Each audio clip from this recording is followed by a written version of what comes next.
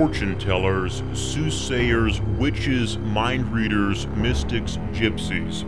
A seemingly endless list of names for a profession that few embrace and many refuse to understand. To this end, society has not accepted psychics with open arms. Many assume psychics can only be found behind a crystal ball or on the other end of a telephone line, when in fact, they can be found amongst us in everyday life.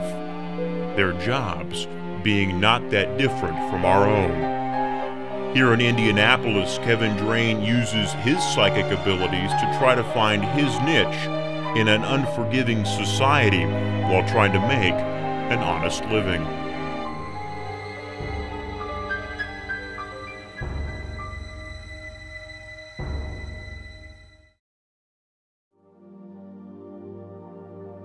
My name is Kevin Drane. I am a self-employed professional psychic, and I rent a room out of New Age people in Indianapolis, Indiana. I've been doing readings full-time. This is all I do for the last year. When I run into people that I used to know and that I haven't seen in a couple years, and they knew that I was a therapist and had a doctorate degree and all this, and they're like, so what are you doing now? And I'm like, well, you know, I do intuitive counseling. And they're like, well, what's that? And I'm like, well, basically, long story short, I'm a psychic. You know, that kind of takes you out of your comfort zone because society doesn't really, it's not a for real job. Come to work, I usually see anywhere between 8 to 16 people a day. I think there's a couple different reasons people come in for a reading. I think one, it's just fun. You know, they've never done it, or they've just need a form of entertainment, quote unquote, and so they just come in for a reading. Well, come on in. Have a seat there. Then I think people come in at a point of crisis in their life, and they just need a different perspective. And then the third one, I think people come in to prove the reader wrong, that you're not psychic, and you can't tell me anything new. What I need you to do first, I'm going to use the cards. I need you to shuffle the cards.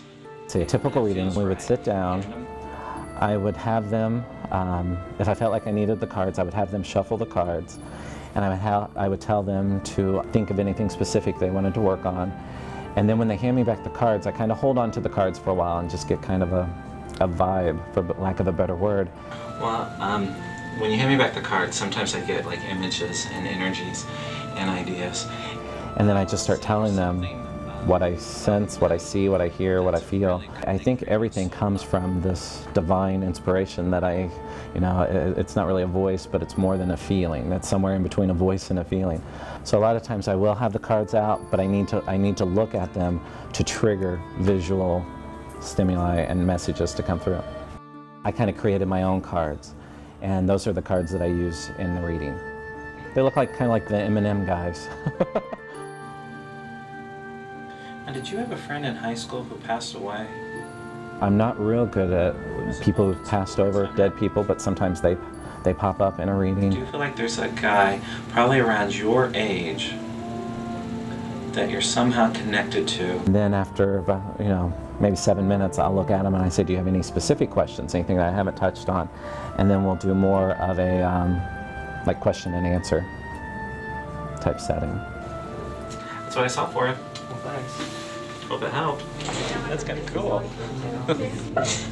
Cool. So did you have fun? Oh, yeah.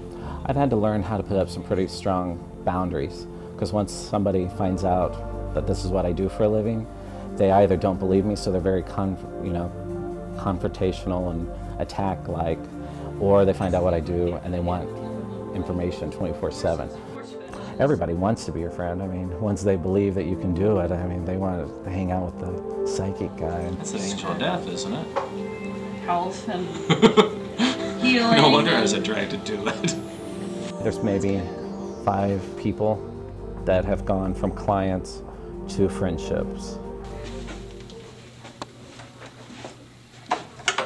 Once a week, for the last 2 years, I've been teaching a class. It's called Universal Energy Group.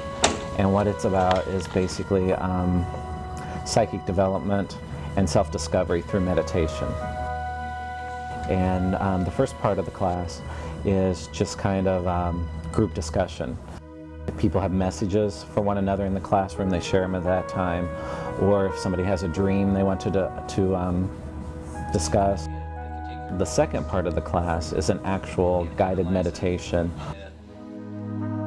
And then the third part is typically a psychic development exercise. Next week it'll be kind of like school is normal, class is business is normal.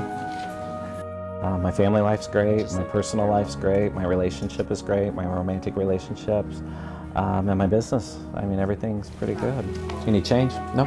Thank you. Are you able to? And here's 3, because the last one. I think it's just like in any profession or anybody. There's, you know, there's good doctors, there's quacks. Experience. Is that a cricket? Yes, it's a cricket. It's a cricket. It's all. There's doctors who do it to help people, there's doctors who do it to make money. There's good preachers, there's bad preachers. No matter what the label is, it's the person themselves and the intent that they have behind what they do.